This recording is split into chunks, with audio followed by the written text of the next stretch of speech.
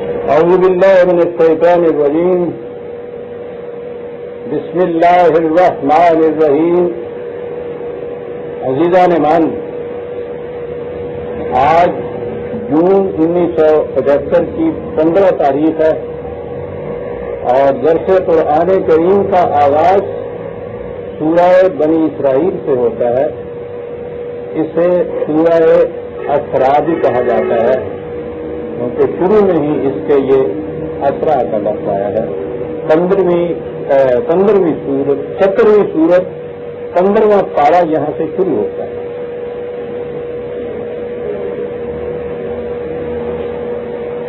وہ تمہیدی بات تو میں نے سابقہ درس میں ہی پیش خدمت کر دی تھی، لیکن میں نے یہ کہا تھا کہ یہ ایسی آیات ہیں جن کو ذرا وضاحت سے جن کا سمجھ لینا ضروری ہے. ترجمہ اس کا عام یہی کیا جاتا ہے کہ پاک ہے وہ ذات کہ جو اپنے بندے کو راتوں رات لے گئی مسجد حرام سے مسجد اقصی تک ترجمہ ایسا کیا جاتا ہے، کی طرف لے گئی کی بجائے تک لے گئے. مسجد اقصی کے جس کا ماحول گرد و پیش بڑا بابرکت ہے، لے نریہ من آیاتنا، تاکہ وہاں ہم اسے اپنی نشانیاں دکھائیں. یہ عام ترجمہ کیا جاتا ہے. بات اس میں یہ ہے کہ مسجد حرام سے مسجد اقصی، ان کے ترجمے کے مطابق مسجد اقصی تک خدا لے گیا اپنے بندے کو راتوں رات. یہ ہے وہ آیت جو بنیاد ہے معراج شریف کے واقعہ کی، جس کے متعلق ابھی میں یہ عرض کروں گا. اس واقعہ کے 2 حصے بتائے جاتے ہیں. ایک یہ کہ نبی اکرم صلی اللہ علیہ وسلم ایک رات مکے سے بیت المقدس کا یروشلم گئے. وہاں یہ یہودیوں کا وہ مقدس مقام یا ہیکل، اسی اعتبار سے اسے بیت المقدس کہا جاتا ہے، ہولی سینچری جسے آپ کہتے ہیں. وہ وہاں یروشلم میں یا یہودیوں کے اس ہیکل میں راتوں رات اللہ تعالیٰ حضور کو مکے سے وہاں لے گئے. اس واقعہ کا یہ پہلا حصہ بتایا جاتا ہے اور اس کی بنیاد یہ آیات جو اس سورت کے شروع میں آئی ہے. اس کا اگلا حصہ یہ بتایا جاتا ہے، کہاں لگتا ہے لاؤڈ اسپیکر میں اگلا حصہ اس کا یہ بتایا جاتا ہے کہ حضور وہاں سے بیت المقدس سے پھر آسمانوں کی سیر کرتے ہوئے عرش معلیٰ تک تشریف لے گئے اور وہاں ذات باری تعالیٰ سے ملاقات ہوئی. وہاں سے پھر واپس تشریف لائے.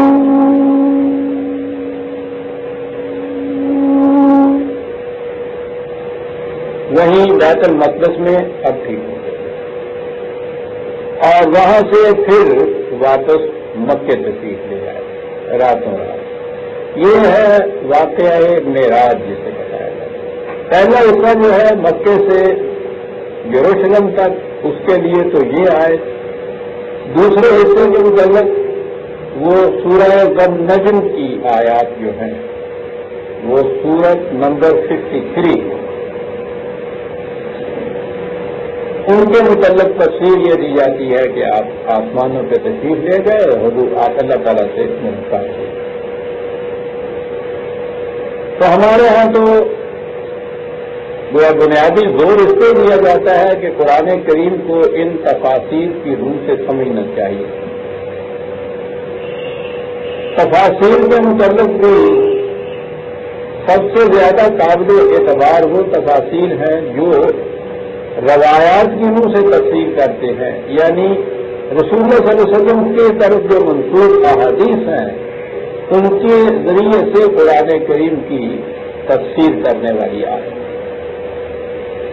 تو گویا وہ تفسیر جو ہے قرآن کریم کی وہ بقول ان کے خود رسول اللہ صلی اللہ علیہ وسلم کی ارشاد فرمودہ ہے. تو اب ظاہر ہے کہ اس عقیدے کی روح سے تو اس تفسیر سے الگ کوئی تفسیر بیان ہی نہیں کی جا سکتی. قرآن کے کسی مفہوم کے متعلق اگر یہ چیز بتائی جائے کہ خود حضور نے یہ مفہوم بتایا ہے تو پھر کون سا مسلمان ایسا ہے جو اس کی جرت کر سکے یہ چیز کہنا کہ میں اس سے بہتر مفہوم دے سکتا ہوں؟ معاذاللہ یہ تو ہے ہی نہیں. میں اس سے الگ مفہوم دیتا ہوں یہ بھی نہیں تصور میں آ سکتا. اس لیے یہ تفاصیر جن کی تائید میں یہ روایات ساتھ دے دی جاتی ہیں وہاں واقعی ایک بہت بڑی مشکل پیدا ہو جاتی ہے کہ اس سے الگ ہٹ کر کس طرح سے کوئی دوسری تفسیر دی جائے. اس میں اگر کوئی مفسر یا کوئی شخص اپنے خیالات کی روح سے اپنی فکر کی روح سے کوئی چیز پیش کرتا ہے تو اسے تفسیر بالرائے کہا جاتا ہے کہ یہ تو انسان کی اپنی رائے ہے جس کے مطابق یہ تفسیر کی گئی، اپنی فکر کے مطابق اس نے یہ تفسیر دی. اور ہمارے ہاں تو یہ عقیدہ ہے کہ رائے یا فکر یا قیاس شریعت کے معاملے میں ان دین کے معاملے کے اندر قطعاً ممانعت ہے اور وہ تو پھر پرانے جھگڑے چلے آتے ہیں. اہل الرائے جو ہیں اہل حدیث کے مقابلے میں ان کے خلاف کفر کے فتوے سرزد ہوتے ہیں. لیکن بہرحال تفسیر جو روایات کی روح سے بیان کی جاتی ہے اس کے متعلق یہی عقیدہ ہے کہ وہ روایات حضور کی کردودہ ہے.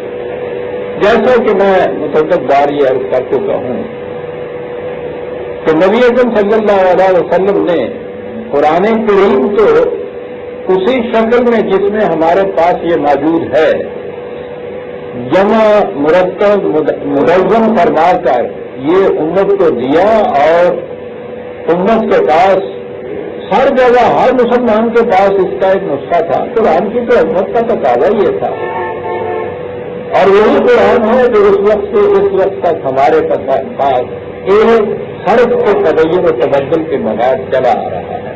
اس لیے کہ اس کی حفاظت کی ذمہ داری خود خدا لے لے. ویسے تاریخی شہادات بھی ہمارے پاس موجود ہے تو یہ قرآن کریم ہوئی ہے اور اس میں کوئی تبدیلی نہیں ہوئی. غیر مسلموں تک بھی اس تاریخی شہادت کی تائید کرنے والے موجود ہیں. احادیث کے متعلق یہ صورت نہیں ہے. نبی اکرم صلی اللہ علیہ وسلم نے اپنی روایات کا کوئی مجموعہ امت کو نہیں دیا. صحابہ کردار کے زمانے میں بھی مجموعہ مرتب کوئی نہیں ہوا. تاریخ یہ بتاتی ہے کہ انہوں نے اسے روکا منع کیا. اور آگے ہم بڑھتے ہیں تو سب سے پہلا جو مجموعہ احادیث سب سے قابل اعتماد ہے وہ امام بخاری کی کتاب جسے عام طور پہ بخاری شریفی کہا جاتا ہے وہ ان کا مجموعہ ہے.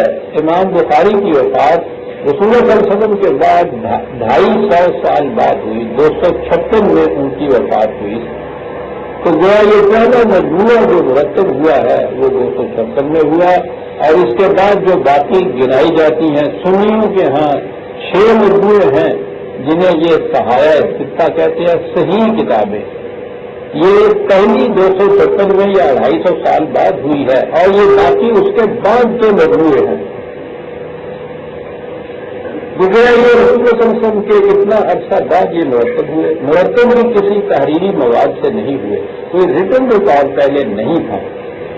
اسی لیے ان کو روایات کہا جاتا ہے کہ یہ زبانی روایت جو چلی آتی تھی میں نے اس سے سنا میں نے اس سے سنا میں نے اپنے باپ سے سنا روایت یوں چلتی ہے میں نے سنا اس طرح سے.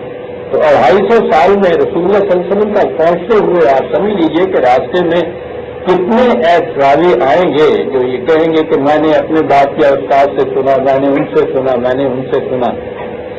اور پھر یہ جو چیز ہے اسے بھی یہ نہیں کہ آخر میں یہ کہا ہو کہ رسول صلی اللہ علیہ وسلم کے یہ الفاظ ہیں جو ہم دہرائے گئے آ رہے ہیں یہ روایات جو ہیں یہ باللفظ نہیں ہے کہ حضور کے الفاظ ہیں یہ، بلکہ وہ بالمعنی ہیں کہ حضور نے فرمایا، سننے والے نے اس کا مطلب یہ سمجھا، اور وہ مطلب جو ہے پھر وہاں سے یہ جامعین حدیث تک 250 سال تک یہ مطلب زبانی ایک سے دوسرے کی طرف منتقل ہوتا چلا آیا۔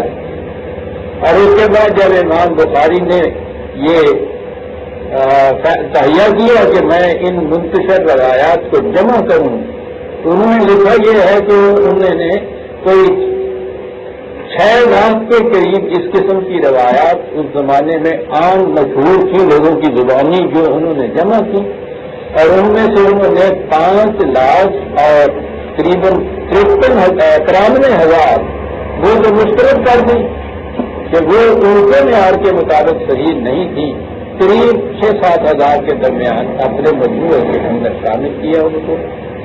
اسی طرح سے باقی مجموعے بھی ہیں، ان کے بعد اسی شکل میں مرتب ہو کے ہمارے ساتھ وہ آئے ہیں۔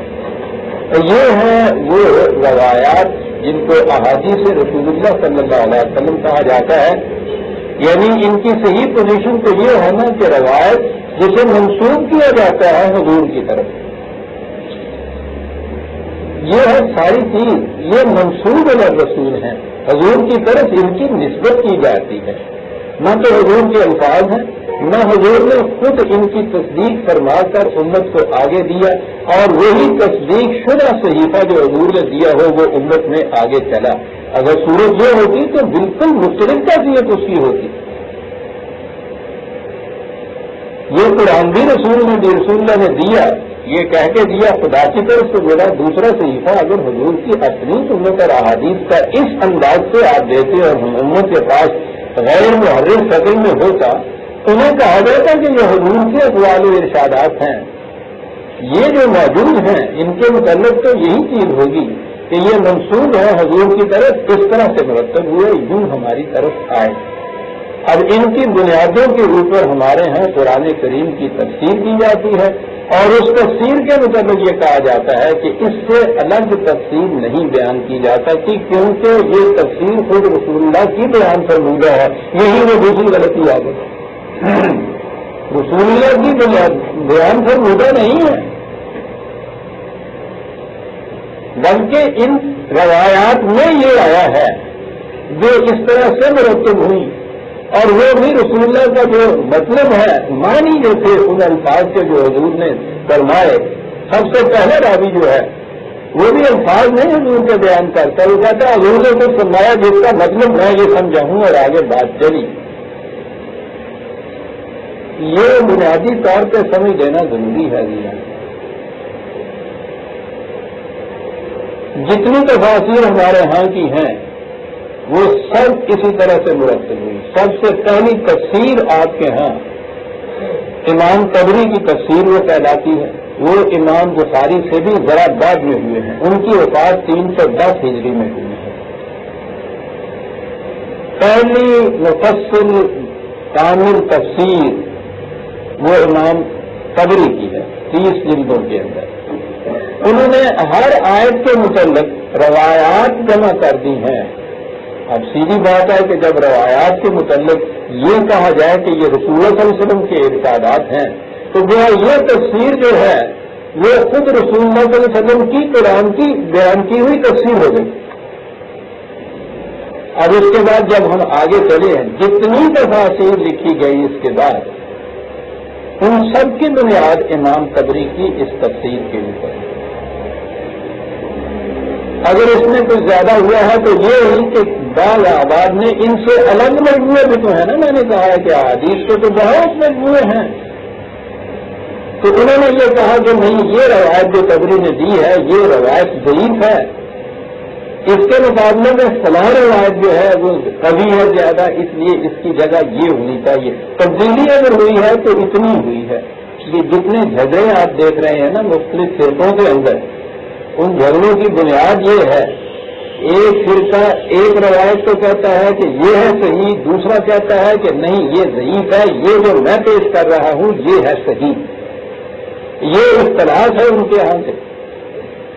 روایات میں तफासीर में भी अगर एक तफसीर दूसरे से कहीं इख्तलाफ करती है तो इसी हद तक कि उन्होंने ये कहा है कि वो रवायत ज़ईफ है, कमजोर है, मैं जो रवायत पेश कर रहा हूं ये उससे ज्यादा कवी है।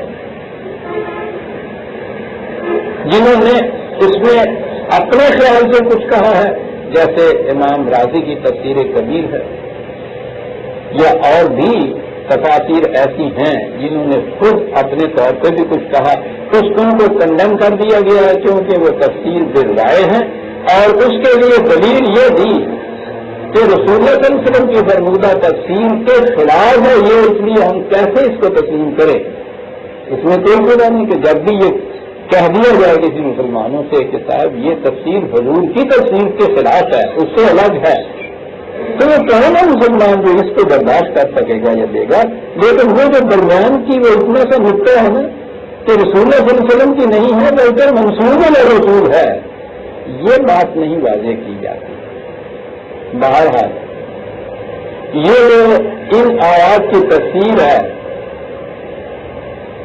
कि नबी सल्लल्लाहु अलैहि वसल्लम को एक रात मक्के से पहले जिब्रील तशरीफ लाए और आपको यरूशलेम ले गए, बैतुल मक़दिस ले गए, बैतुल मक़दिस से फिर आपको जिब्रील अर्श मुअल्ला की तरफ ले गए, आसमानों की तरफ, और वापस इसी तरह से आप तशरीफ लाए।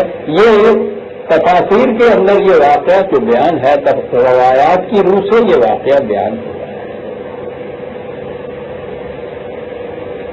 इस वाक़या की जुज़ियात में कहीं कहीं थोड़ा बहुत फर्क है, वही रवायात के फर्क की बिना पर, लेकिन महसन जो है इसका वो हर जगह एक ही है।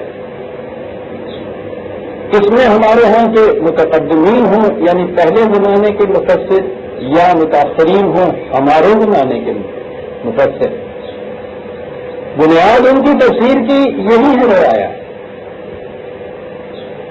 उस वाक़े को आज भी किस तरह बयान किया जाता है, मेरे पास तो मुतक़द्दिमीन की भी तफासीर हैं जिनमें ये सारे वाक़यात दर्ज हैं। मैंने ये मुनासिब समझा है कि हमारे दौर के अंदर मुतअख्खरीन में सबसे मुतअख्खर जो है मौलाना अबुल आला मौदूदी हैं, बड़ी ज़ख़ीम तफसीर उन्होंने लिखी है। वाक़या मेराज के मुताबिक उन्होंने रेडियो पे तकरीर की। रेडियो की तकरीर तो आप जानते हैं सारी दुनिया में नशर होती है। कुरान करीम की इन आयात की तफसीर रेडियो पर मौदूदी साहब की जुबान 1971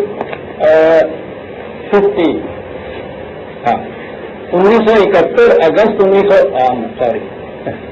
1951 में उन्होंने ये तकरीर की थी। उनके रसाला तर्जमानुल कुरान की अगस्त 1951 की इशायत में ये शाया हुई है, मौजूद है वहाँ। फिर उसके बाद उन्होंने तफसीर वगैरह में भी ये कुछ लिखा। उस तकरीर में जो रेडियो पे हुई थी, मैं इसलिए इस पर ये जोर दे रहा हूं कि ये फिर दुनिया भर में कुरान की इन आयात की ये तफसीर नशर हुई। कहा यह गया कि ये रसूलुल्लाह सल्लल्लाहु अलैहि वसल्लम की बयान फरमूदा है, और वो ये हज़रत मोहम्मद सल्लल्लाहु अलैहि वसल्लम को पैगंबरी के मनसब का सरफराज हुए 12 साल गुजर चुके थे। 52 साल की उम्र थी। काबा में सो रहे थे। यकायक जिब्रील फरिश्ते ने आकर आपको जगाया, नीम खुफ्ता व नीम बेदार हालत में उठाकर आपको जमजम के पास ले गए, सीना चाक किया, जमजम के पानी से उसको धोया, फिर उसे इल्म और बुर्दबारी और दवाई और ईमान और यकीन से भर दिया। मेरा ख्याल है कि मैं तनकीद छोड़ता चला जाऊं। तनकीद आप खुद कर लीजिए। 12 साल मनसबे नबूवत से फायज हुए भी गुजर चुके। 12 साल के बाद ये अमल तत्हीर जिसे कहा जाएगा ये अमल में आ रहा है।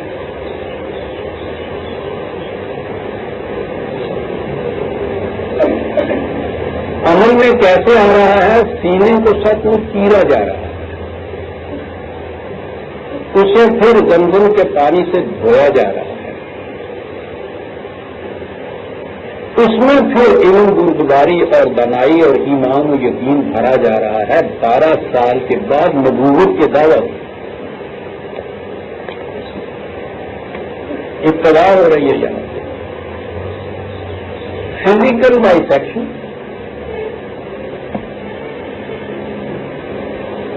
یہ علم و بردباری اور دانائی تو ایک طرح کا رہا, ایمان اور یقین بھی اس وقت بڑھا جا رہا ہے. سینوں کے اندر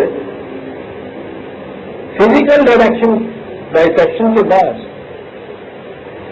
میں اس لیے یہ زور دے رہا ہوں کہ یہ وہ تقاریر ہماری ہیں جو ساری دنیا میں جا رہی ہیں, اور آگے اس پہ اضافہ کر دوں کہ پھر یہ وہ تفسیریں ہیں جن کے ترجمے اب انگریزی میں ہو رہے ہیں, اور انہیں شہرت اتنی دی جا رہی ہے کہ hotel intercontinental Lahore, hotel metropolitan Karachi, ان میں اس تفسیر کی افتتاحی یا تعارفی تقریبات ہوتی ہیں, ان کے انگریزی کے ترجمے ہوتے ہیں, انہیں دنیا بھر میں نشر کیا جاتا ہے.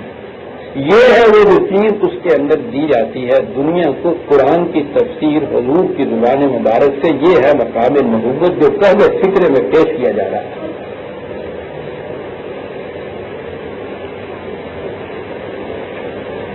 علم بردباری اور دانائی اور ایمان و یقین سے بھر دی. اس کے بعد آپ کی سواری کے لیے ایک جانور پیش کیا جس کا رنگ سفید اور قد خچر سے کچھ چھوٹا تھا. جانور ہے, قد بھی بتایا جا رہا ہے, رنگ بھی بتایا جا رہا ہے, برق کی رفتار سے چلتا تھا, اور اسی مناسبت سے اس کا نام براق. قرآن میں یہ نام نہیں ہے, براق نام ہے. نام تو اس کا یہی ہے, اور اس کی تصویریں تو آپ نے دیکھی ہوں گی مختلف مقام میں ٹنگی ہوئی. وہ گھوڑا پیچھے سے, آگے سے اس کا چہرہ انسان کا, پر لگے ہوئے. براق نے اڑنا اٹھا. یہ تینوں ہمارے ہاں عام لگی ہوئی ہوتی ہیں. بہرحال وہ تو کہیں گے کہ مصوروں کے خیالات ہیں, لیکن یہاں یہ ہے کہ وہ ایک جانور تھا, خچر سے ذرا کام قد تھا, یہ رنگ تھا اس کا, برف رفتاری کی وجہ سے اسے براق کہا جاتا تھا. پہلے انبیاء بھی اس نوعیت کے سفر میں اسی سواری پر جایا کرتے. جانور تھا جو حضرت نوح علیہ السلام کے وقت سے لے کر حضور کے زمانے تک اسی سواری کے لیے مخصوص تھا جو رکھا جائے. جانور تھا فزیکل, اسی صورت میں اس کو خچر کے برابر ایک جانور کہیں گے نا, کہ جو وہ کبھی طور کے اوپر ایک مویشی جیسا ایک جانور ہوگا, اس کے لیے وہ مخصوص تھا. جب آپ سوار ہونے لگے تو وہ چمکا. جبریل نے تھپکی دے کر کہا, دیکھ کیا کرتا ہے, جس پر حضرت نوح علیہ السلام سے لے کے حضرت عیسیٰ علیہ السلام تک انبیاء سواری کرتے چلے آئے.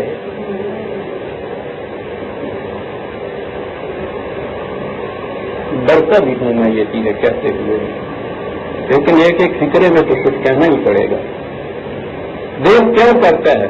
آج تک محمد صلی اللہ علیہ وسلم سے بڑی شخصیت اور کوئی انسان تو اس پر سوار نہیں ہوا. پھر آپ اس پر سوار ہوئے اور جبریل آپ کے ساتھ ساتھ چلے. پہلی منزل مدینہ کی تھی جہاں اتر کر آپ نے نماز پڑھی. جبریل نے کہا اس جگہ آپ ہجرت کر کے آئیں گے. دوسری منزل طور سینا کی تھی جہاں خدا حضرت موسیٰ علیہ السلام سے ہم کلام ہوئے. تیسری منزل بیت لحم کی تھی جہاں حضرت عیسیٰ علیہ السلام پیدا ہوئے. چوتھی منزل بیت المقدس کی تھی جہاں براق کا سفر ختم ہوا. بیت المقدس یہ کہتے ہیں یہودیوں کا وہ معبد یا ہیکل سلیمانی جو یروشلم میں واقع تھا. میں ابھی اس کی تاریخ پیش کروں گا آپ کی خدمت میں, اور انہیں کی زبانی پیش کروں. یہودیوں کے اس معبد کو یہ بیت المقدس, اب بھی یہ جو کہا جاتا ہے نا عام طور پہ بیت المقدس سے کہا جاتا ہے, تو وہ یہودیوں کے اس معبد یا اس ہیکل سلیمانی کو کہا جاتا تھا.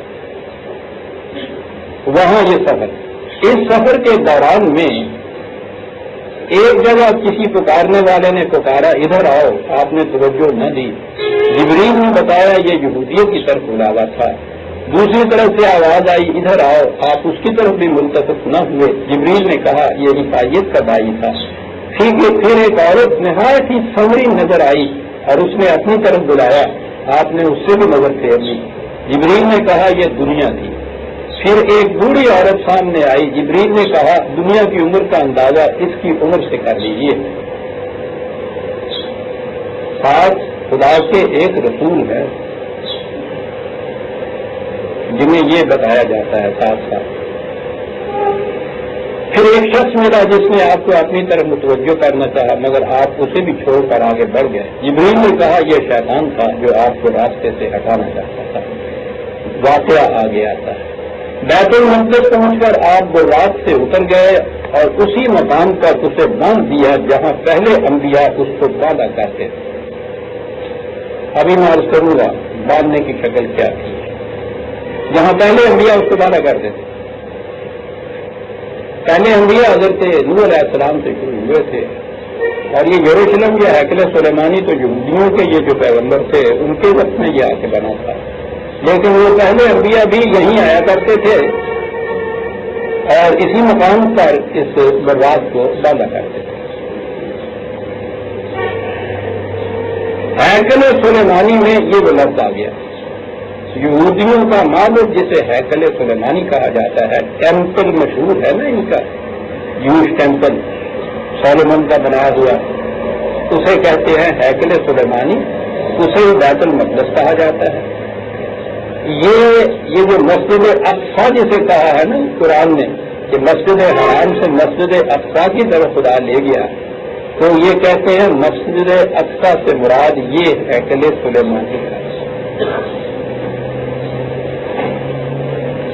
ہیکل سلیمانی میں داخل ہوئے تو ان سب پیغمبروں کو موجود پایا جو ابتدائے آفرینش سے اس وقت تک دنیا میں پیدا ہوئے تھے۔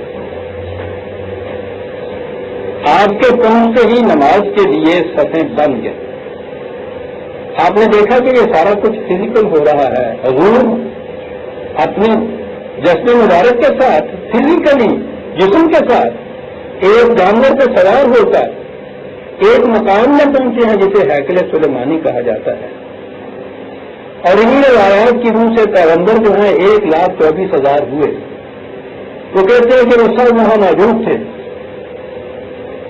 1,24,000 انسان۔ سوچیے کہ ان کے جمع ہونے کے لیے جگہ کتنی درکار ہے۔ وہ سب وہاں جمع تھے،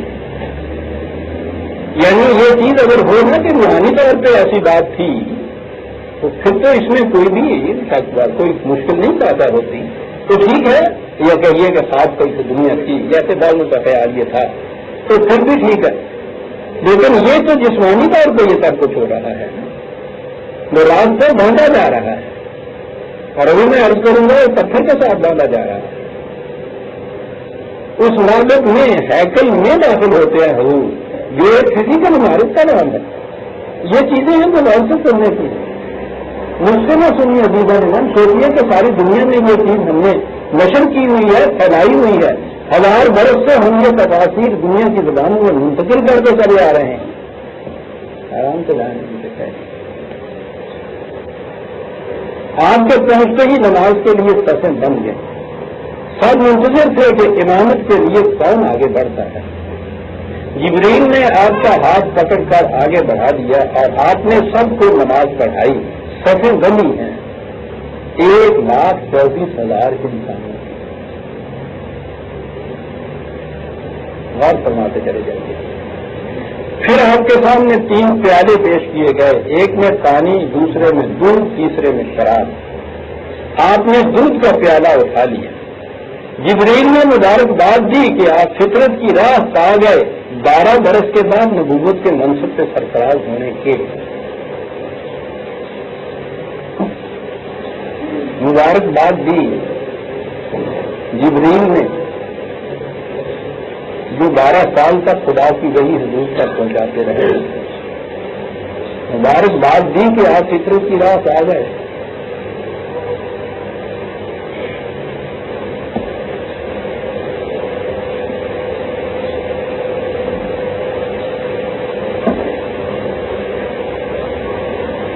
پہلا مرحلہ یہاں ختم کرتے ہیں یہ۔ اس کے بعد ایک سیڑھی آپ کے سامنے پیش کی گئی اور جبریل اس کے ذریعے سے آپ کو آسمان کی طرف لے کر سیڑھی پیش کی.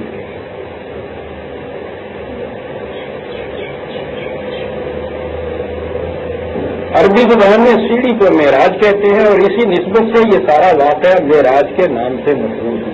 سیڑھی پیش کی، اس کے ذریعے جبریل آپ کو اوپر آسمانوں کی طرف لے گئے. اب آگے پھر آسمانوں کی بات شروع ہوتی ہے اس میں، کیونکہ اس کا تعلق اس آیت سے نہیں. یہ جو آیت ہمارے سامنے ہے یہ مکے سے بیت المقدس تک لے جانے کی آیت ہے. یہ حصہ یہاں ہے. آگے جو تفصیلیں ہیں اس کا تو پوچھے ہی نہیں کہ کیا کچھ اس کے اندر ہے. بس پھر یہ چیزیں دیکھا. آپ نے اوپر ایک آسمان میں گئے، دروازہ نہیں کھلتا تھا. اگر جبریل نے کنڈی کھٹکھٹائی، اندر سے پوچھا کون ہے، آپ نے بتایا، پھر انہوں نے اجازت دی، پھر آپ وہاں تشریف لے گئے. وہاں فلاں پیغمبر کا مقام تھا، دوسرے میں گئے فلاں مقام تھا.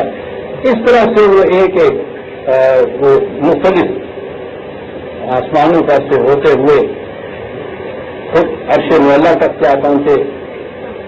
وہاں سے پھر اللہ تعالیٰ سے ملاقات ہوئی.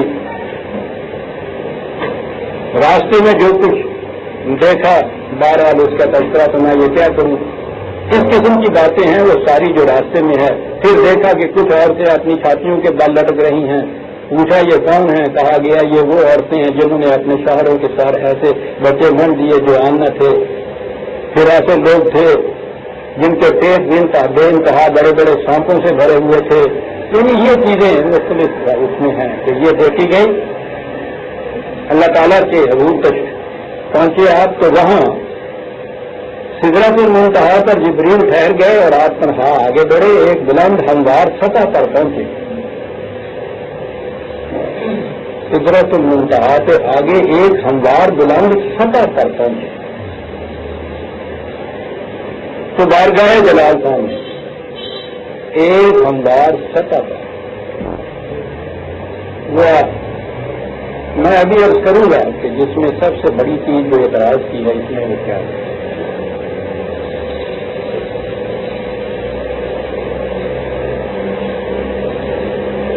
ہم کلاموں کا شرف بخشا گیا.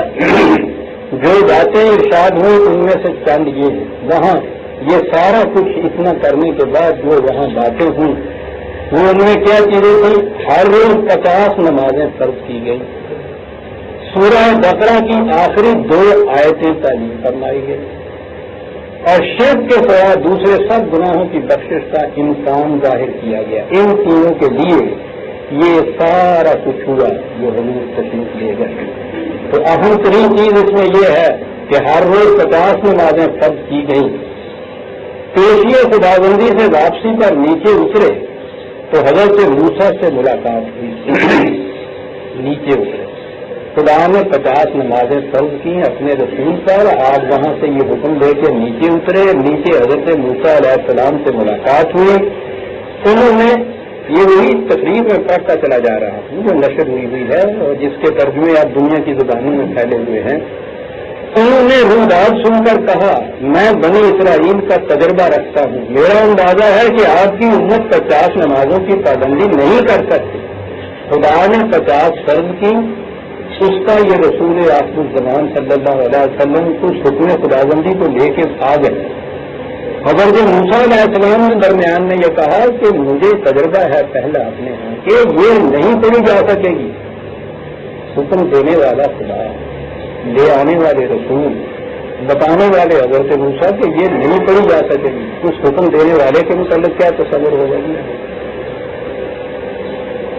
یہاں تو یہ صحیح نظر آ رہا ہے نا کہ خالص یہودی ایک بول رہا ہے معاذ اللہ کہ جس خدا سے تمہارا رسول جا کے ملا ان کی یہ صورت ہے کہ وہ فروغہ دے دیا کہ وہ ناممکن بدل ہے. معاذ اللہ ہر 1000 بار معاذ اللہ. اور اس یہودی نے روایت دینے والے نے تصور آپ کے رسول کا یہ دے دیا کہ انہیں حضرت موسیٰ علیہ السلام پڑھا رہے ہیں بچوں کی طرح کہ کیا کر رہے ہو. دیکھ رہے ہیں روایت کیسے منہ سے بول رہی ہے کہ کہاں سے یہ آئی ہے اور مقصد کیا تھا اس کا. یہ بھی نہیں ہے کہ آگے سے حضور نے کہا ہو کہ ہم بہتر جانتے ہیں. خدا نے یہ دی ہے وہ بہتر جانتا ہے. میں بہتر جانتا ہوں، لیکن وہ پھر جھوٹی روایت کیا ہوئی؟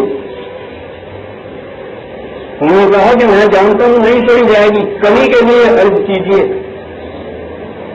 آپ گئے،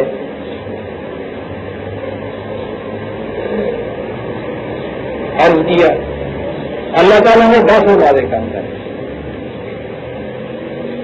پلٹے تو پھر حضرت موسیٰ نے وہی بات کہی کہ وعدہ یہ بھی نہیں کوئی جائے، پھر جاؤ، پھر گئے، پھر 10 کام کر، پھر آئے، پھر انہوں نے یہی کہا، پھر گئے، پھر 10 کام کر، آخری بار جب وہ 10 آئیں آپ پھر بھیجیں گے حضرت موسیٰ بھیج رہے تھے نا آپ بار بار، تو وہاں اگر وہ 10 کے حساب سے جو کمی ہو رہی تھی، اگر وہ حساب ہی قائم رہتا تو یہ تو آخری 10 ہی باقی رہ گئی تھی نا۔ تو اس میں اللہ تعالیٰ نے 5 معاف کر دیا، 5 باقی رہ گئے۔ پھر آئے تو حضرت موسیٰ علیہ السلام نے پھر یہی کہا کہ یہ 5 بھی نہیں پڑی جائیں گے، تو آپ نے فرمایا کہ مجھے تو بار بار جاتے شرم آتی ہے، میں اب نہیں جاتا، اس طرح سے 5 نمازیں فرض ہوئی آپ کی۔ آپ تشریف لے آئے، بہرحال یہ اس کا جو میں نے کہا ہے تو میں اس کی تفصیل میں نہیں دیتا، وہ آگے کی جو آیات ہیں اس میں یہ کچھ لائے ہوئے ہیں۔ یہاں تو اتنی سی بات ہی ہے کہ مکے سے آپ تشریف دے گا بیت المقدس برات کے جو ایک خچر کے برابر جانور تھا، وہاں جا کے 1,24,000 نبیوں کے صف بستہ نماز ہوئی، آپ نے امامت فرمائی، سیڑھی آئی اس کے ذریعے سے آپ کو اوپر۔ یہ واقعہ ہوا ہیکل سلیمانی کے اندر۔ اسے مسجد اقصی جو اس آیت میں آیا ہے، اس آیت کی تصویر ہے کہ یہ مسجد اقصی ہیکل سلیمانی جہاں آپ تشریف لے گئے تھے اور وہاں یہ واقعہ پیش آیا تھا۔ یہ سن لیا نا آپ نے، ذہنوں میں آ گئی نا بات، یہ ذہنوں میں رکھیے اچھی طرح سے، پتہ نہیں دوبارہ وقت ملتا ہے یقین۔ یہ رسول اللہ صلی اللہ علیہ وسلم کے زمانے کی بات، حضور کے ساتھ یہ واقعہ ہو رہا ہے۔ حاکم سلیمانی میں آپ تشریف لے گئے، وہاں یہ سب کچھ ہوا۔ یہی مودودی صاحب کی یہ تقریر میں نے آپ کے سامنے سنائی، یہ 1951 میں انہوں نے یہ تقریر کی، انہیں کا پرچہ ترجمان القرآن ستمبر 1969 کا، سپٹمبر 1969،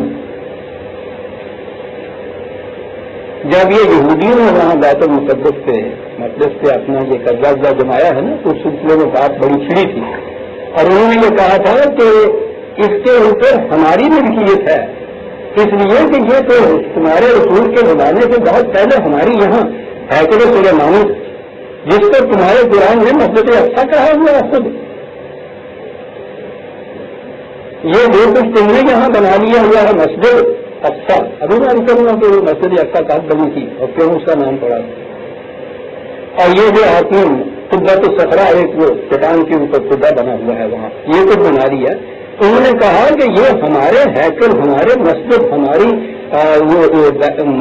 مقصد تھا، یہ اس کو مسمار کر کے تم مسلمانوں نے یہ بنائی تھی۔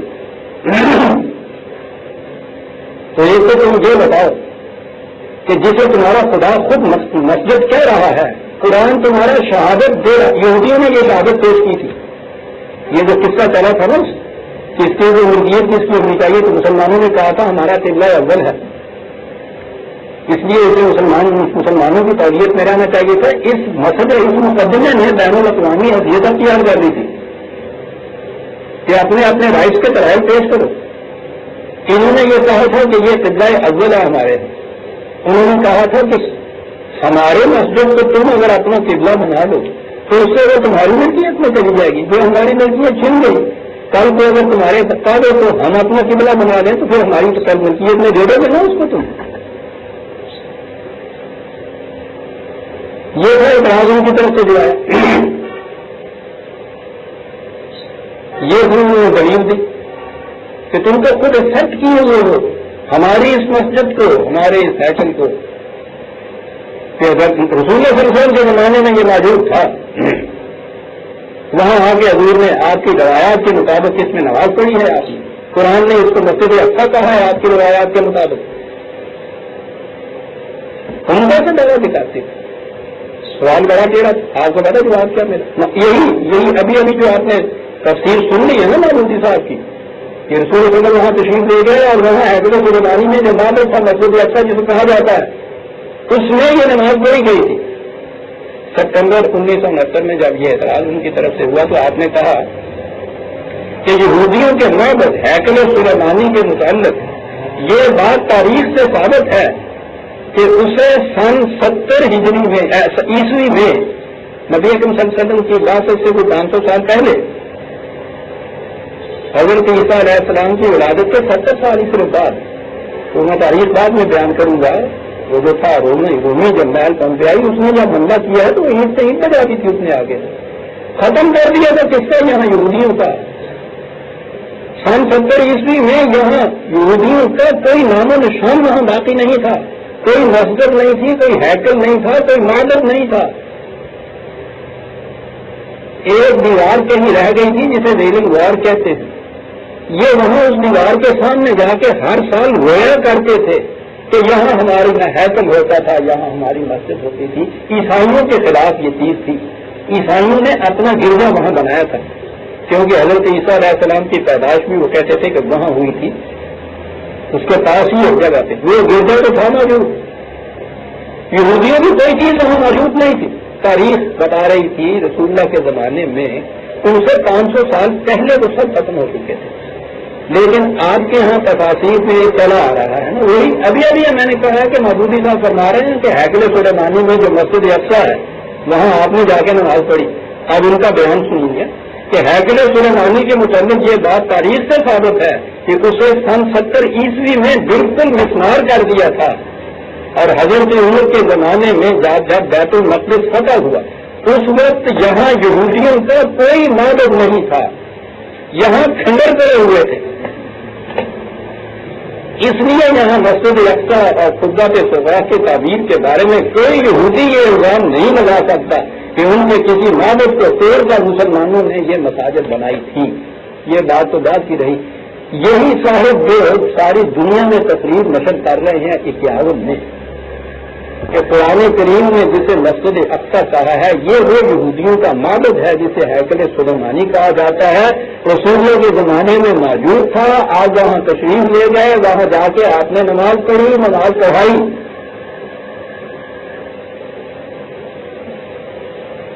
اس کے بعد یہودیوں نے کہا کہ حضور کے زمانے میں تو تم تسلیم کرتے ہو نا کہ یہ موجود تھا، اور اس کے بعد تو یہ موجود نہیں رہا، وہاں مسجد اقصیٰ ہے، وہاں قبۃ الصغریٰ تو مسلمانوں کے ہیں۔ بتائیے کہ تمہاری شہادت کے مطابق، قرآن کی شہادت، تمہارے رسول کی تفسیروں کے مطابق جو یہاں معبد ہیکل سلیمانی تھا جو کہاں گیا پھر اس کی جگہ یہ مسجد کس نے بنائی؟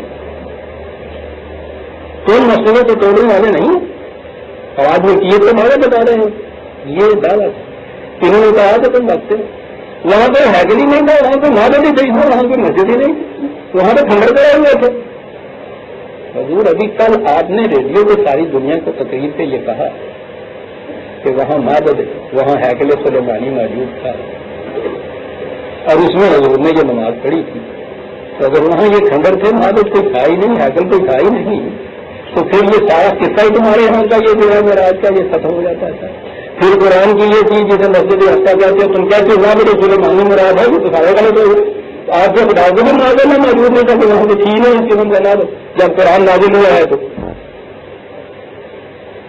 اور آپ کے رسول کے 2-2.5 برس نہیں 13 برس تک مکے میں اور 2.5 برس تک مدینے میں اسی ہیکل سلیمانی کی طرف منہ کر کے نماز پڑھتے رہے، جہاں تم کہتے ہیں ہیکل ویسا کوئی تھا ہی نہیں تو یہ کس طرح منہ کر کے نماز پڑھا کرتے۔ سنتے جائیے عزیزان من، ایک اینٹ آپ سے ہی رکھ دیجیے، 7 سریا میر اگر دیوار اج۔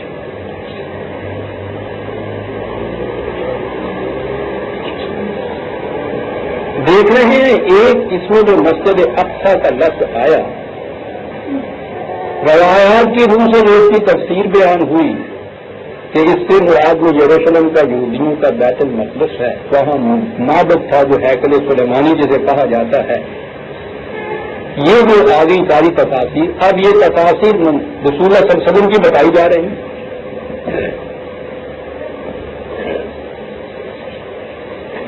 اور خود کہہ رہے ہیں اس کے بعد آپ کی کہ وہاں کوئی معبد وابد نہیں تھا، وہ تو سمراٹ تھا۔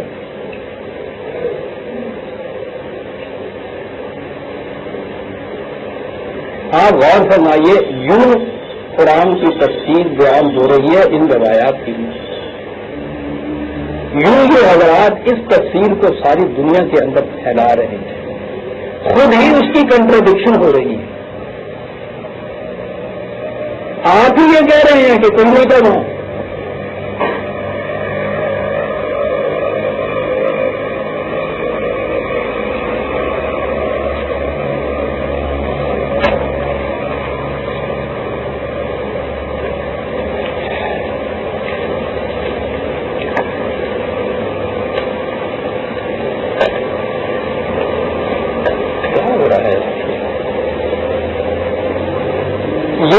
ہمارے ہاں متاثرین میں نے کہا ہے کہ 1000 برس سے آپ کی جتنی تفاصیر ہیں وہ اس واقعہ سے بھری پڑی۔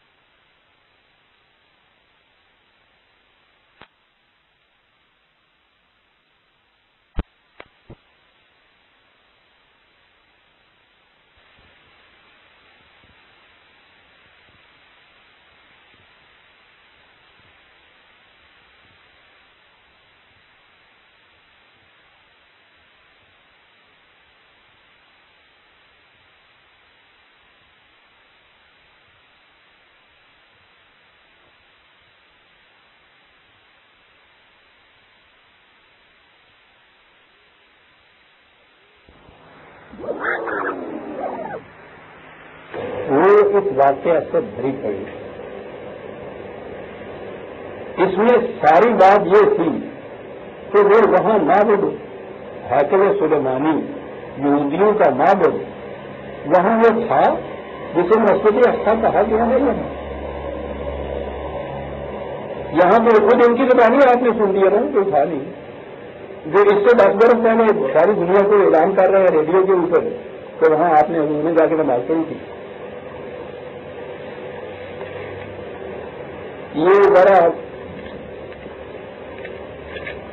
یہ جو ہمارے متقدمین تفاسیر والے گزرے ہیں ان کی تحقیق بھی مطالعہ کرتا ہے۔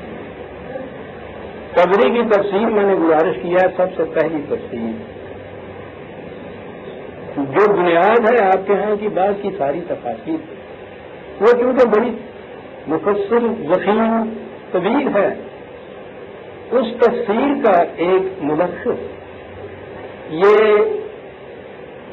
تفسیر ابن کثیر اس کا نام ہے، اس میں وہ دیا گیا ہے، وہی تفسیر ہے ذرا اختصار۔ تو وہ کیونکہ بڑی تفسیر ہے، عام طور پہ وہ نہیں پڑھائی جاتی، یہ اس کی جگہ تفسیر ابن کثیر ہی عام طور پہ پڑھائی جاتی ہے۔ روایات وہی ہیں جو اس کے اندر ہے۔ تفسیر ابن کثیر میں پہلے میں نے عرض کیا تھا نا کہ رات کو حضور نے وہاں باندھا تھا جہاں پہلے انبیاء باندھا کرتے تھے، وہ باندھنے کی بات پہلے اس میں یہ اس تفسیر میں یہ لکھا ہے کہ بیت المقدس کی مسجد کے پاس اس دروازے پر پہنچے، مسجد ہے اس کے دروازے ہیں جو ابھی ان کی تحقیق کے مطابق اور ساری دنیا کی تاریخ کے مطابق سن 70 میں سارا قصہ ختم ہو گیا ہے۔ اس مسجد کے پاس اس دروازے پر پہنچے جسے باب محمد کہا جاتا ہے، تو وہاں ایک پتھر تھا جسے حضرت جبریل نے اپنی انگلی لگائی تو اس میں سوراخ ہو گیا۔ وہاں آپ نے براق کو باندھا اور مسجد پر چڑھ گئے. وہاں تمام انبیاء و صادقہ نے حضور کی امامت میں نماز پڑھی. بات تو وہی تھی جو انہوں نے بھی کہی تھی کہ وہاں آپ نے براق کو باندھا جہاں انبیاء باندھا کرتے تھے.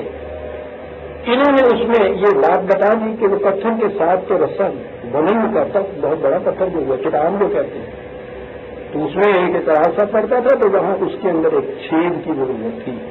تو انہوں نے اس کے اندر یہ چھید کیا اور اس کے اندر ہاتھ میں رسا ڈال کے براق کو باندھا. بات پھر وہی ہو گئی کہ سارا قصہ فزیکل چلا آ رہا ہے. وہ جو پتھر جتنا ایک جانور تھا اس کو لے گئے ہیں, اس کے باندھنے کے لیے رسا ہے, باندھنے کے لیے پھر کوئی جگہ تو پتھر چاہیے, پتھر میں رسا بند رہ سکتا, پتھر میں کچھ سوراخ ہونا چاہیے. وہ سارا کچھ فزیکل ہو رہا ہے. اور یہی چیز ہے, اسے ہیں ہمارے یہاں صحابہ کے زمانے تک تو روایتیں ہیں کہ بعضوں نے اس کو کہا تھا روحانی چیز تھی, بعضوں نے کہا خواب تھا. تو ان کو تو انہوں نے وہیں جھٹک کے رکھ دیا کہ یہ لوگ تو معجزات کے منکر ہیں اور یہ روایتیں بڑی غلط ہیں. معتبر ترین ان کے یہاں جو صحیح روایتیں ہیں وہ یوں چلی آ رہی ہیں جس میں پتھر میں چھید بھی کیا گیا اور وہاں بند. سوال پیدا ہوا کہ اس واقعہ کی کوئی شہادت بھی مل سکتی ہے کہ حضور وہاں واقعی گئے, فزیکلی وہاں جا کے نماز پڑھی, انبیاء کی حمایت کرائی.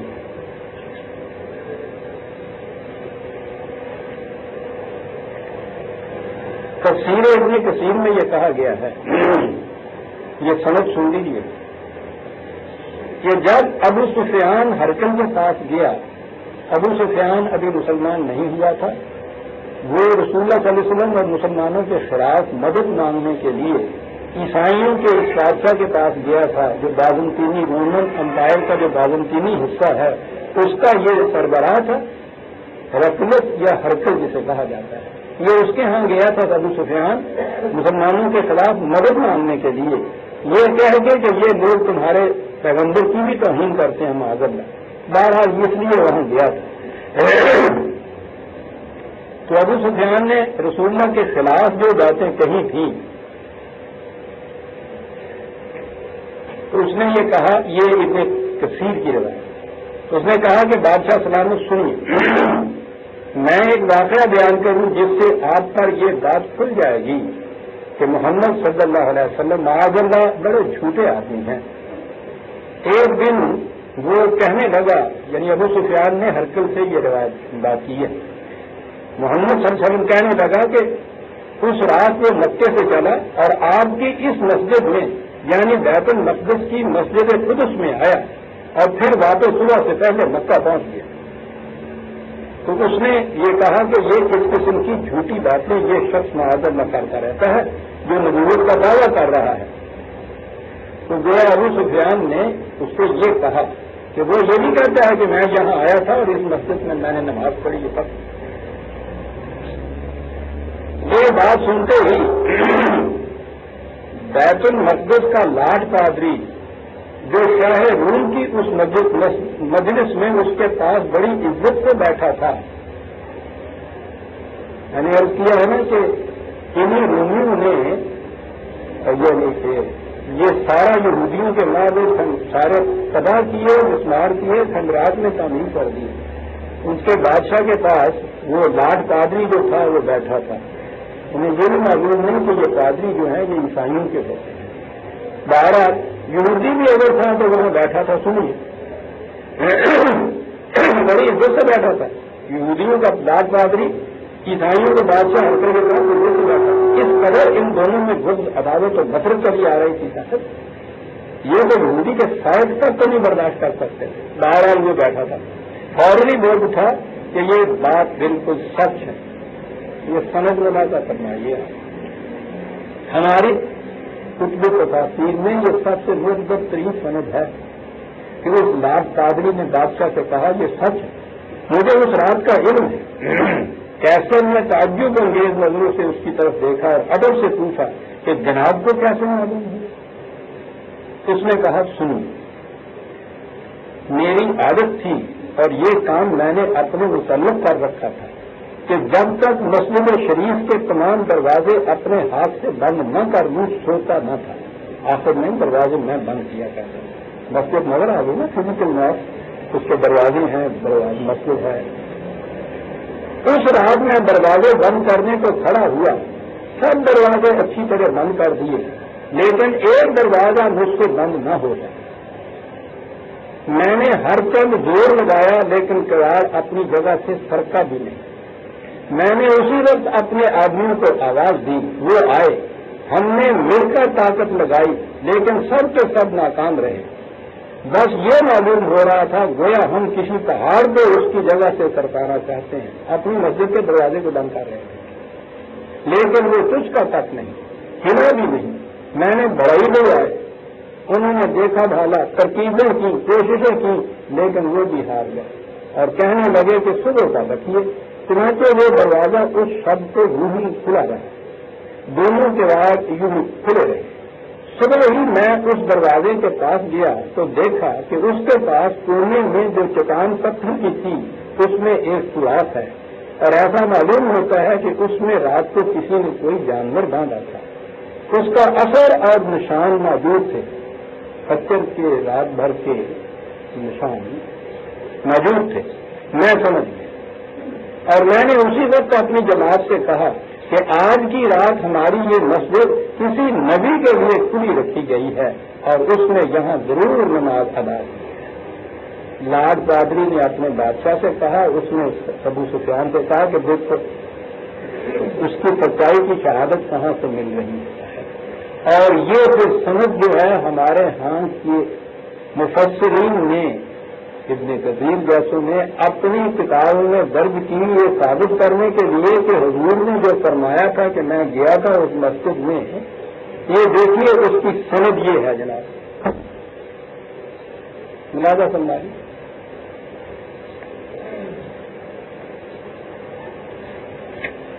اس مسجد کی یہ سند دروازے بند کرنے کی اور یہ سارے قصے کی جو موجود ہی نہیں تھی، جو اس سے 500 برس پہلے مسمار کی جا چکی تھی، سارے مورخین کے بولے.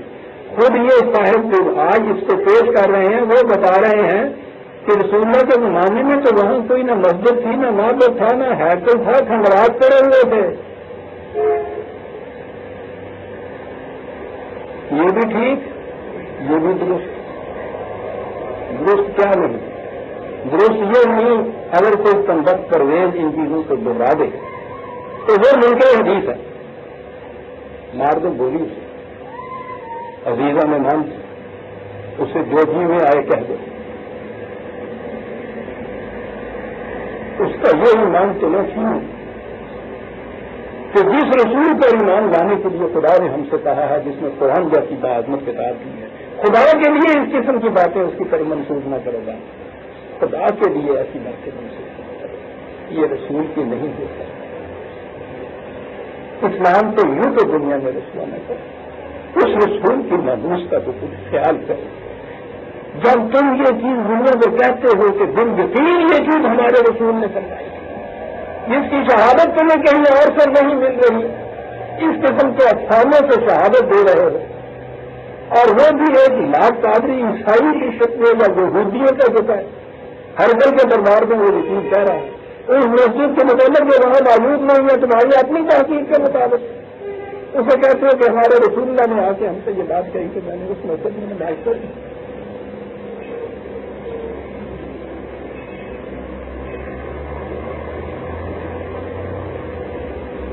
وہ جرم ہے عزیزان نام پرویز.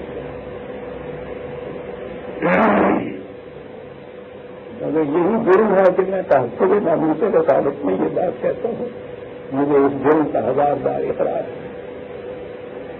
مجھے تو خدا کے حضور جا کے اس کا جواب دیں، مجھے تو میرے ایمان کے مطابق اپنے رسول کا وہاں سامنے کرنا، مجھے حضور کا سامنے کرنا.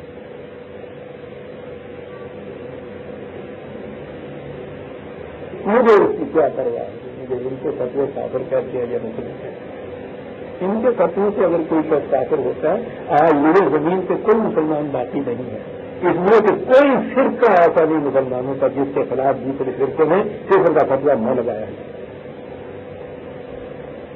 لیکن میں عرض کر رہا ہوں یہ چیزیں دنیا میں آپ پیش کر رہے ہیں، اب ان کے لیے آپ بڑے بڑے انگریزی بانڈ لا رہے ہیں، ان کی خدمات جلیلہ گنا رہے ہیں کہ انہوں نے ان کو ٹرانسلیٹ کیا ہے بے حد بلند ترین انگریزی زبان کے اندر بڑے بڑے آپ کے ہاں کے مفکر اور عظیم لیڈر وہ آتے ہیں ان تقریبوں کے اندر شرکت کرنے کے لیے، دنیا میں اس چیز کو پھیلانے کے لیے۔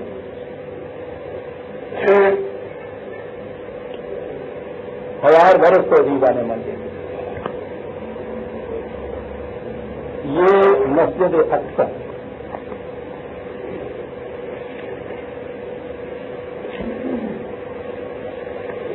میں نے گزارش کی ہے، تاریخ اس کی شہادت دیتی ہے، اب یہ بھی مجبور ہو گئے اسے تسلیم کرنے کہ حضور کے زمانے میں وہاں کوئی مسجد ہی نہیں، اقصی کے معنی بہت دور۔ میں نے پچھلی دفعہ عرض کیا تھا کہ یہ تو شب ہجرت کا بیان ہے۔ سورہ نحل کی آخری آیت میں یہ کہا گیا تھا کہ تمہارے خلاف یہ جتنی اس قسم کی سازشیں کر رہے ہیں انہیں کرنے دو، ہم ان کی سازشوں کو کبھی کامیاب نہیں کرنے دیں گے۔ اور جو ہی ورق الٹا ہم نے کہا کہ تمہیں بتائیں کہ کس طرح سے ان کی سازشیں ناکام ہوگی، سبحان اللہ کی ہوگی۔ سازش ان کی یہ تھی کہ اس رات سارے مل کے قبیلوں کے نمائندے راتوں رات چوری چھپ کے جا کے قتل کر دیں محمد، اور ہم نے یہ ناکام بنائی تدبیر اس سے پیشتر ہی موقع سے نکال کے لے گئے ہجرت آ کے۔ سبحان اللہ، اسرا بعبدہ لیلا من المسجد الحرام الى المسجد خدا ہے، اس کی طرف لے گئے۔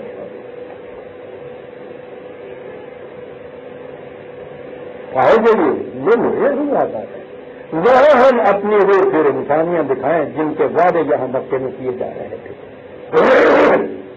کہ یہی دین غالب آ کے رہے گا، یہ تمام دشمن مغلوب ہو جائیں گے، مکہ بیت الحرم مسجد حرام کعبہ پھر تمہاری تعبیت کے اندر آئے گا، پھر ابھی آنے والے میں تمہارا دین غالب آئے گا، پھر ساری دنیا میں خدا کی بات اونچی ہوگی تاکہ ہم وہاں دکھائیں تمہیں کہ جو تم سے کہتے تھے دیکھو کس طرح ایک ایک بات پوری ہوتی ہے۔ اس غرض کے لیے تمہیں یہاں سے بچا کے اور خدا راتوں رات مسجد اقصی کی طرف لے گیا۔ مسجد اقصی کیا ہے؟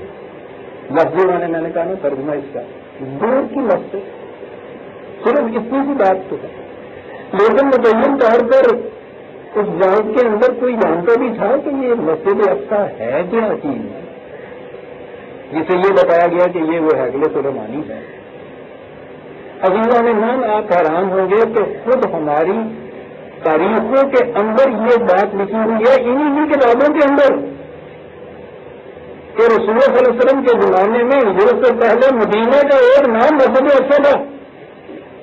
یہ پرچہ میرے پاس ہے جنوری 1975 کا طلوع اسلام، اس کے اندر مسجد اقصی کے ہی نام سے میرا ایک مضمون ہے، اور یہ تاریخی حوالے اس کے اندر موجود ہیں۔ وفاء الوفاء بہت بڑی تاریخ ہے اس کے اندر کی، اس قسم کی مساجد۔ اس میں یہ بھی لکھا ہے کہ اس سے پہلے مدینے میں کتنی مسجدیں بن چکی تھی، کہاں کہاں یہ اجتماعات ہوتے تھے، مسلمان تو جہاں بھی 2-3 بھی اکٹھے ہو وہیں ان کی سجدہ گاہ ہو جاتی ہے۔ اور مدینہ تو اس کی حیثیت اب اتنی پہنچ چکی تھی کہ مکے میں اگر حضور کے 300 ساتھیوں کے اوپر یہ مظالم ہو رہے تھے، انہوں نے جا کر دعوت دی تھی کہ آپ تشریف لا لینا ہے، آج ہم محفوظ ہوں گے، تو گویا ان کی حیثیت ایسی ہو گئی تھی نا مدینہ کے مسلمانوں کی کہ وہ آپ کو انوائٹ کر رہے ہیں اگر رحم قریش کے کہ آپ آئیے وہاں، مانن بھی موجود ہے، مساجد بھی موجود ہے، حفاظت کی جگہ بھی موجود ہے، مساجد بھی موجود ہے، مسلمانوں کی جماعت موجود ہے، تو آپ نے تو جانا ہی وہاں تھا جہاں خدا کے پیغام کے عملی تشکیل کے لیے سزا سازگار ہو۔ انی جاہد اللہ ربی کا کہتا ہے مہاجر رسول کہ میں چلا اپنے خدا کی طرف، تو دینا نے من خدا تو ہر جگہ ہوتا ہے، کہاں جاتا ہے وہ؟ جہاں خدا کے دین کے غالب آنے کے امکان زیادہ ہوتے ہیں۔ یعنی یہ عجیب چیز ہے، اور عجیب بات ہے کہ میں نے جب یہ مفہوم القرآن میں، بلکہ اس سے بھی پہلے میں نے جب یہ چیز لکھی تھی کہ یہ جو ہے یہ سورہ بنی اسرائیل کی پہلی آیت، اس میں مسجد اقصی جو ہے یہ حضور کی شب ہجرت کے واقعہ کا بیان ہے، اور اس سے مراد مدینہ ہے، مکہ سے مدینہ کی طرف جانا میں نے جب لکھا ہے۔ عجیب بات ہے، انسان ہونا تو کسی وقت نہیں ہو سکتا، میرے سامنے یہ تاریخ نہیں تھی، چنانچہ میں نے اس کو قرآن کریم میں صرف قرآن میں غور و تدبر کے بعد یہ چیز میں نے اس نتیجہ نکالا تھا کہ یہ شب ہجرت کا بیان ہے۔ لکھ دیا تھا میں نے، تلاش میں رہا تھا کہ شاید کہیں سے یہ چیز مل جائے۔ اس کے بہت عرصہ بعد مصر سے یہ قرآن کریم آیا، وہ میں نے پھر منگایا، اس میں اس کے حاشیے پہ یہ چیز لکھی ہوئی تھی مسجد اقصی کی کہ اس سے مدینہ النبی مراد ہے۔ خوشی نہیں، اس دن کس قدر خوشی ہوئی مجھے اس بات سے، اللہ تعالیٰ کا کتنا فضل ہے۔ ایک بات جو میں نے اپنی فکری بنیاد کے اوپر لکھی تھی، اس کی ایک تائید ملی، پھر مجھے اس کی تلاش ہوئی کہ یہ انہوں نے کیسے لکھا، آپ حیران ہوں گے کہ اس کے بعد یہ تاریخیں مل گئی مجھ کو، اور اس تاریخوں میں ایک چیز یہ مل گئی جس میں یہ کہا کہ مدینہ کا نام مسجد اقصی تھا، اور خود وہ خچر جس پہ سوار ہو کر حضور نے یہ سفر کیا تھا، اس خچر کا نام وہاں آ کے کسوا نام اس خچر کا رکھ دیا گیا تھا۔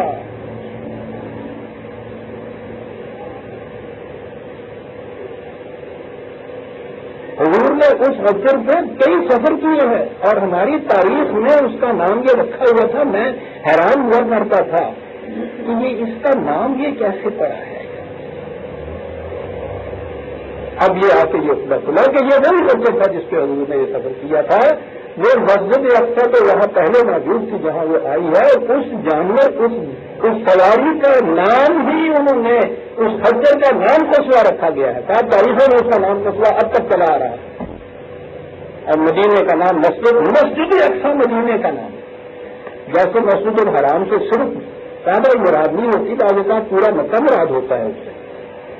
قرآن میں خود یہ ہے کہ انہوں نے تم مسجد الحرام سے وہاں کے رہنے والوں کو نکال دیا اور مدینے میں آئے، تو اس سے مراد کعبے کے رہنے والے نہیں، کعبے میں تو کوئی رہتا ہی نہیں ہے، تو قرآن کا تو یہ انداز ہے۔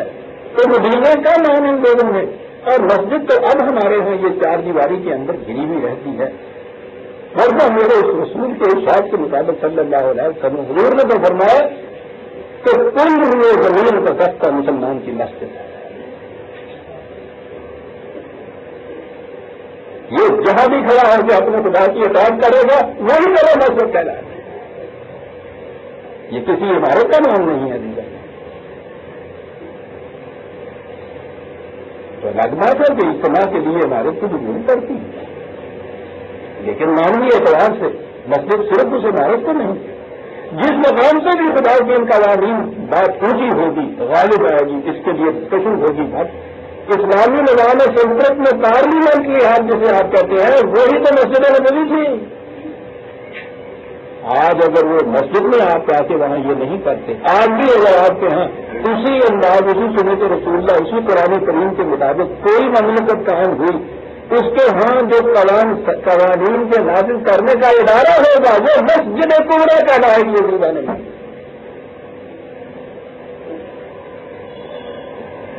یہاں تو قرآن میں اصطلاحیں ہم کو وہ نہیں ہے، دوسری اصطلاحیں ماننے کی ضرورت کیا ہے کہ مجھے تو نام رکھنے کی ضرورت نہیں ہے کسی کی کہ اسمبلی ہال اس کو کہتے ہیں، نو اسمبلی ہال۔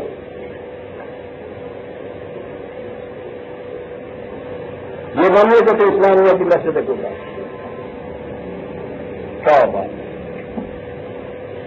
مسلمان تو جہاں بھی خدا کے کلمے کو بلند کرتا ہے، حضور کا ارشاد ساری روح زمین مسلمان کے لیے، اور پھر یہ چیز مسلمان کا فریضہ بھی بتایا، فریضہ تمہارا یہ ہے،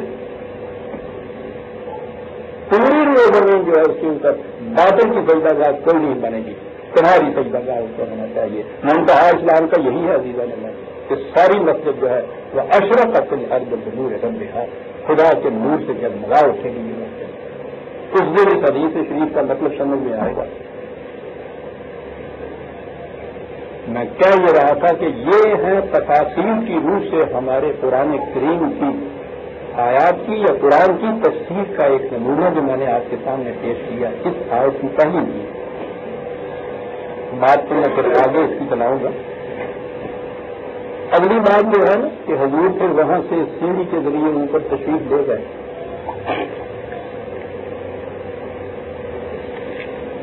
آسمانوں کی سیر کی، خدا کے یہاں تشریف لے گئے۔ جب بھی اس کے متعلق یہ کہا جائے کہ سب انکار ہے تو وہ سب معراج شریف کا انکار تو یہ بھی کفر کے لیے کافی ہے آپ کے ہاں تو ان کے ہاں کے کسی عقیدے کے خلاف آپ کچھ کہیے تو وہ کفر کا مجھے گا۔ یہ نہیں ہے کہ اسلام کے خلاف، قرآن کے خلاف، حدیث کے خلاف، نہ جی، جو آپ کے ہاں جس فرقے کا یہ ہے نا اس فرقے کے کسی عقیدے کے خلاف بتیجی کی بات تو یہ کفر ہو گیا۔ حضور تشریف لے گئے۔ اب یہ جو سوال ہے کہ حضور بجسد انصری یعنی اس فزیکل باڈی کے ساتھ آپ گئے اللہ تعالیٰ کے پاس، اس میں وہ کہتے ہیں کہ دو خیال پائے جاتے ہیں۔ رسول اللہ کے زمانے میں بھی انہوں نے کہا کہ کچھ صحابہ ایسے تھے جس میں حضرت عائشہ رضی اللہ تعالیٰ عنہ بھی تھیں اور حضرت ابن عباس بھی تھے، تو وہ جو کہتے تھے کہ نہیں یہ بات خواب کی، فزیکل باڈی کے ساتھ آپ نہیں گئے، تو ان روایات کو تو انہوں نے مسترد کر دیا، یہ ضعیف ہے۔ مانا یہی جاتا ہے کہ آپ کی فزیکل باڈی کے ساتھ انکار کیجیے اس واقعے سے، تو کہا یہ جاتا ہے کہ کیا خدا ایسا کرنے کے قادر نہیں ہے؟ اعتراض یہ ہوتا ہے، سوال یہ ہے کہ صاحب کون کہتا ہے کہ خدا یہ کچھ کرنے کے قادر نہیں ہے؟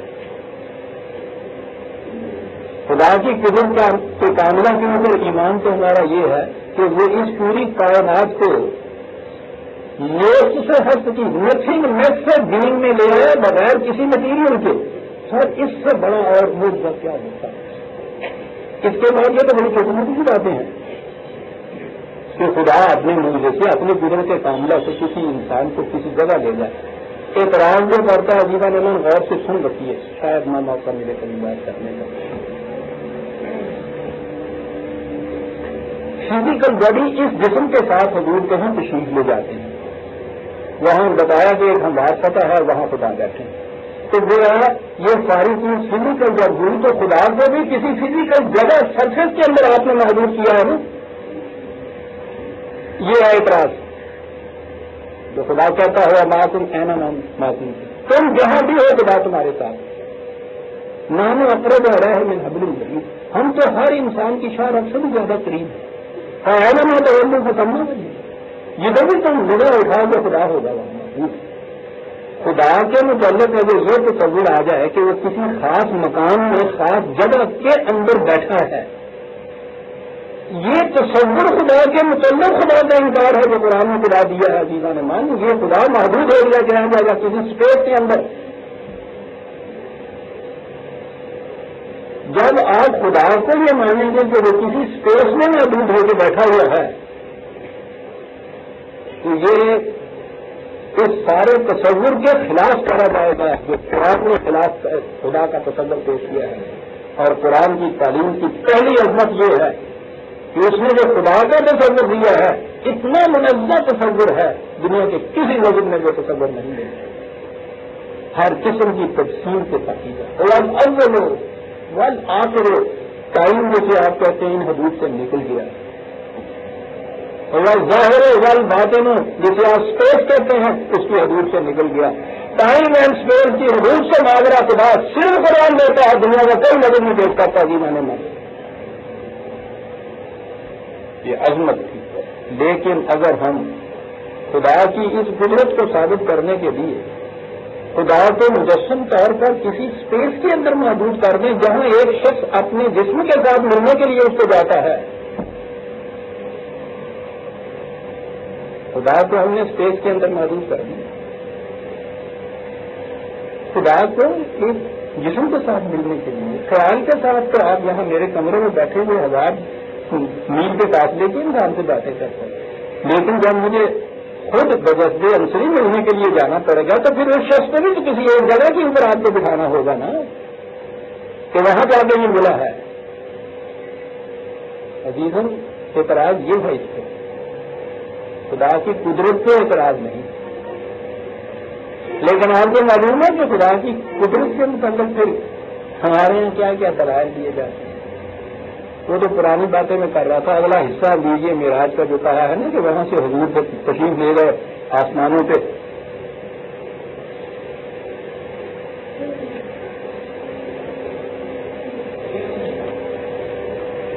اس کی سند میں جشن ہوئے ہمارے, چراغاں کیا گیا.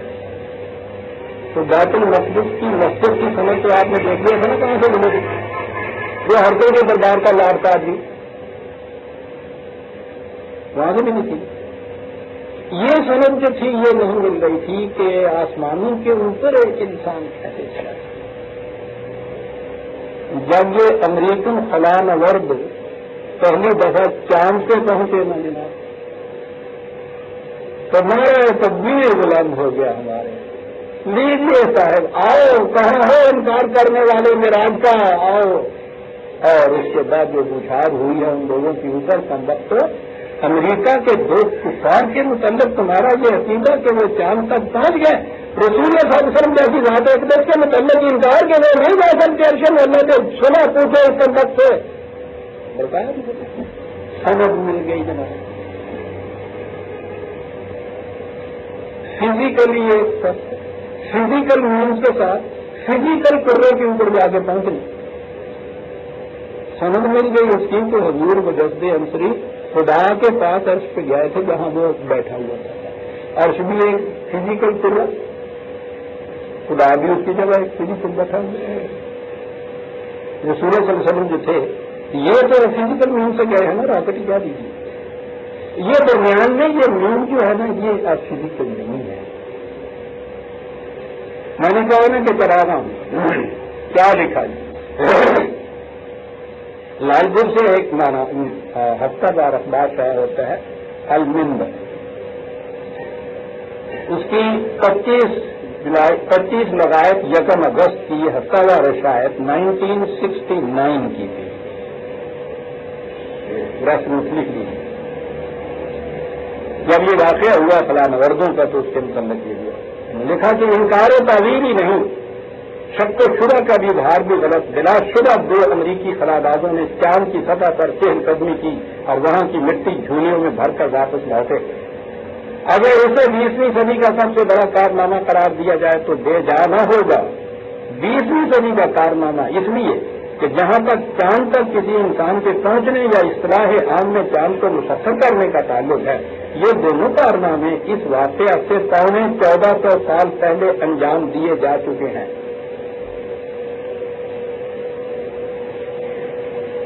دونوں مطلب ایک مرتبہ تو ایک عظیم انسان صلی اللہ علیہ وسلم جو سید الرسل اور فخر اولاد آدم بھی تھے اور سلسلہ نبوت کی آخری کڑی تھے, آپ نے اس زمین پر کھڑے خالق شمس و قمر کے اذن سے کنگلی کے اشارے سے اس چاند کو 2 ٹکڑے کر دیا تھا جس پر پہنچنے کے لیے ہزاروں برس سے انسانی ذہن بیکار تھا.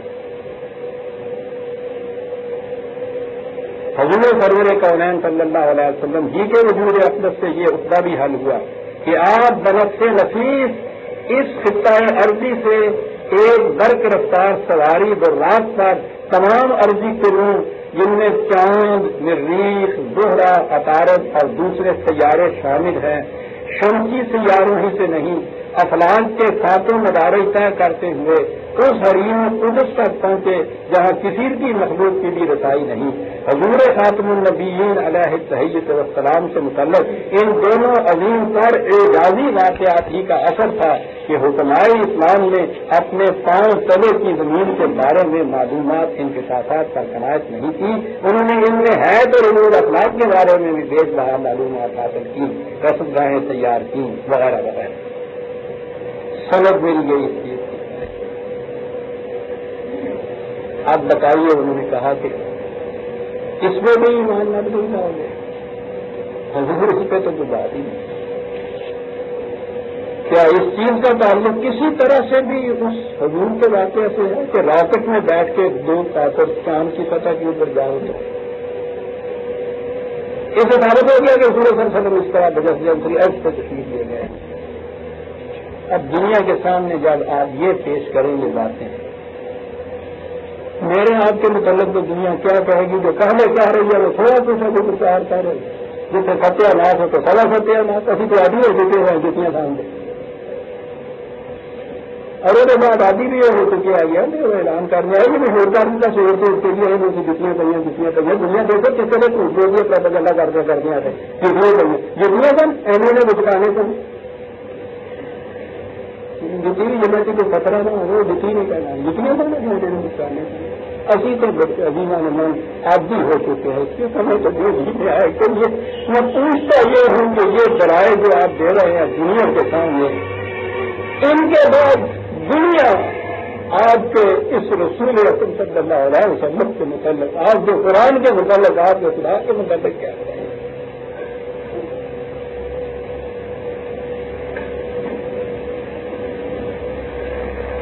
اور اس کے بعد آپ کو گلا ہے کہ ہمارا نوجوان تعلیم یافتہ طبقہ مذہب گزیدہ ہو رہا ہے،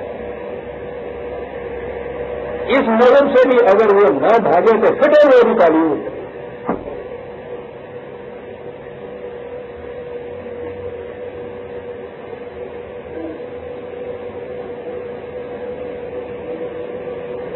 عزیز عالمان، اس اسٹوڈنٹ کو آپ ابھی اس کمرے کے اندر نیوٹن کی ہے جون جیمز کی مسٹیریس یونیورس، آئنسٹائن کا فلسفہ لاطیت، یہ پڑھا رہے تھے سر، اتنی بلندیوں کے اوپر علم کے لیے جا رہے تھے سر، 39 منٹ کے بعد گھنٹی بجتی ہے اور اس کے بعد اسلامیات آ جاتی ہے اور اس میں یہ چیزیں آپ کو پڑھائی جاتی ہیں۔ یہ دوسرا پیریڈ ہوا نا، تیسرے پیریڈ کے بعد پھر کیا آپ کے ہاں یہ دارالعلوم میں چلا جائے گا مزید علم دین حاصل کرنے کے لیے، یا اگر اس میں روز جانا تھا نماز پڑھنے کو تو اس کی بات بجائے وہ کیفیٹیریا میں چلا جائے گا۔ عزیز عالمان، یہ ہے وہ اسلام، غیروں کو چھوڑ دیجیے کہ وہ اس اسلام کے متعلق کیا کہتے ہیں، ان نوجوانوں کے متعلق پوچھیے کہ وہ بھی کیا ہے۔ پرویز کا جرم اتنا ہی ہے عزیز عالمان کہ وہ ان نوجوانوں کو قرآن کریم کی تحقیق کی روح سے انسانی علم کی سطح کے مطابق قرآن کے حقائق سمجھاتا ہے، اور اگر اس کے خلاف کوئی چیز آتی ہے جسے منسوخ کیا جاتا ہے حضور سرور کائنات صلی اللہ علیہ وسلم کی طرف، تو وہ یہ کہتا ہے کہ یہ چیز اس بلند ترین شخصیت کی نہیں ہو سکتی کہ جسے ہم عالم الناس مانتے ہیں صاحب، حضور کی یہ محبت نہیں ہے، اس خدا کی نہیں ہو سکتی کہ جو کائنات کو وجود میں لایا ہے۔ یہ چیز غلط منسوخ ہے حضور کی طرف، کسے کہتے ہیں انکار حدیث سے کہتے ہیں۔ بات آج اتنی ہوئی ہے میں سمجھتا ہوں کہ بہرحال قلعہ تک پہنچنے کے لیے لا کی بازیوں میں سے جو گزرنا ضروری ہوتا ہے، اس میں سے تو ہم تھوڑا سا اپنے سے ہی یہ گزرے۔ اب اس کے بعد اگلے درس میں یہ عرض کروں گا کہ یہ کیا ہے آیا جلیلہ، اور جو کہا ہے کہ وہاں ہم نے اپنی آیات کبریٰ دکھانی تھی رسول اللہ کو، وہ آیات کبریٰ اگلی آیتوں میں کیا بیان فرمائی ہیں، جن کے لیے یہ اتنا بڑا انقلاب جو تھا کہ اپنے موسم جو ہے مکہ جہاں پہلے ابتدا ہوئی ہے اس سارے دین کی، تقریباً 60% زندگی گزر گئی ہے حضور کی، وہاں سے حضور کو منتقل کر کے ایک نئی فضا میں لایا گیا ہے تاکہ وہاں ان نشانیوں کو دکھایا جائے، محسوس طریقے پہ دکھایا جائے۔ مورے وہ یہ لفظ ہے، اس کے معنی ہے محسوس طور پہ دکھا دینا۔ اب یہاں وہی اسلام جو وہاں نظری طور پہ پیش کیا جا رہا تھا، اب دور آ گیا اس کے عملاً پیش کرنے کا۔ وہ 13 برس تھے، یہاں 7 برس کے اندر اس طرح سے وہ جو ایک ایک دانہ بویا ہوا 7 دانے کی شکل میں فصل بن کے چھونا ہے عزیز عالمان، اس کے صدقے میں دنیا فکر و نظر آج تک فکری جماعت کھا رہی ہے۔ دنیا میں جہاں کہیں کسی حقیقت کا پرداؤ نظر آتا ہے عزیز عالمان، وہ سب کا شرع محمد صلی اللہ علیہ وسلم تحقیق کر کے دیکھ لیجیے گا، قرآن ہی کے کسی نہ کسی گوشے کی تفسیر ہوگی وہ، اور اس کا اقرار تو کرے یا نہ کرے۔ یہ کیا تھا 7 سال میں، اس کے بعد یوں آیات کبریٰ آئی تھی دنیا کے سامنے۔ معجزہ تو شمس القمر کا دیکھا کسی نے، بعد میں نہ دیکھنے والے ہوئے، آج کسی پہ کیا اثر تو کر سکتا ہے۔ یہ ہے وہ موضوع یہ ہے کہ 1400 سال پیشتر اس نے یہ کہا کہ وہ سخر علیکم ما فی السماوات والارض جمیعا، یہ جنہیں تم آسمانی کرے کہہ رہے ہو، اپنے آپ کو خاکی انسان کہہ رہے ہو، ہم نے تمہارے لیے ان کو قانون کی زنجیروں میں جکڑے رکھا ہے، جاؤ اور ان کی تفسیر کرو۔ آدم کا یہ فریضہ ہے 1400 سال پیش کرے گی نظام موجودہ اسے کہتے ہیں. آج اگر دنیا میں تصویر قمر ہوگی تو ہم کہیں گے کہ 1400 سال پہلے قرآن نے کہا آدم کے متعلق یہ ہوگی وہ چیز. یہ نہیں ہوگی کہ ہاں صاحب یہ یہاں سے راکٹ میں بیٹھ کے گیا تو ہمارے رسول بھی اس طرح سے وہاں چلے جائیں. یہ نہیں وقت تھوڑے عزیزان امام آج اتنے میں ہی. اللہ کرے کہ کوئی بات جو میں کہنا چاہتا تھا ساتھ ہو گئی ہو. ربنا تقبل منا انك